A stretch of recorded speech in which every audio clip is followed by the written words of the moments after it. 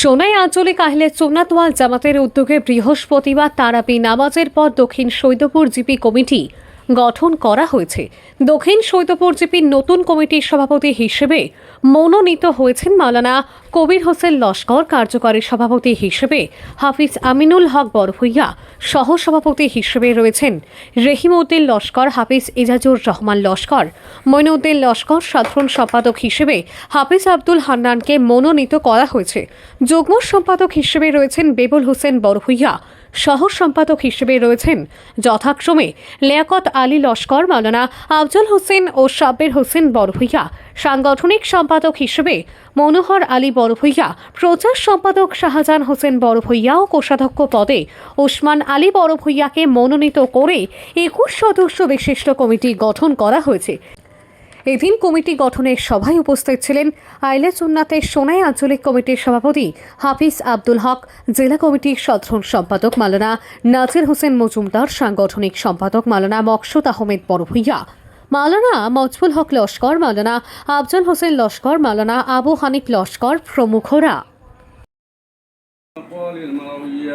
توفي بالمدينة المنورة الشريفة أبوه عبد الله، وكان قد التجى بإخوانه بني عدي من الطائفة النجارية، ومكث فيهم شعرا سقيما يعانون سقمه وشقواه.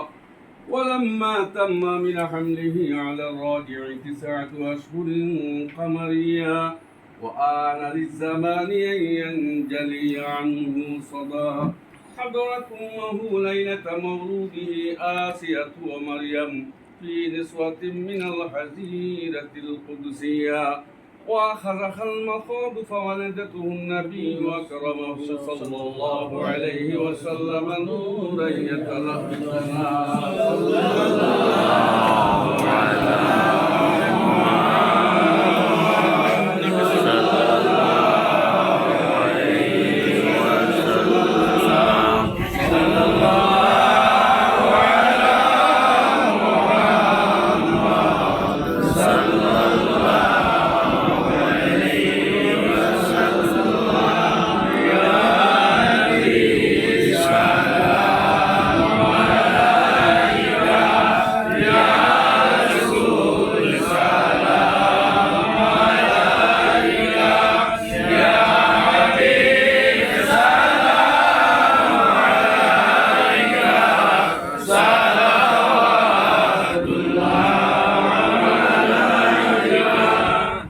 البدر علينا من ثنيات الوداع،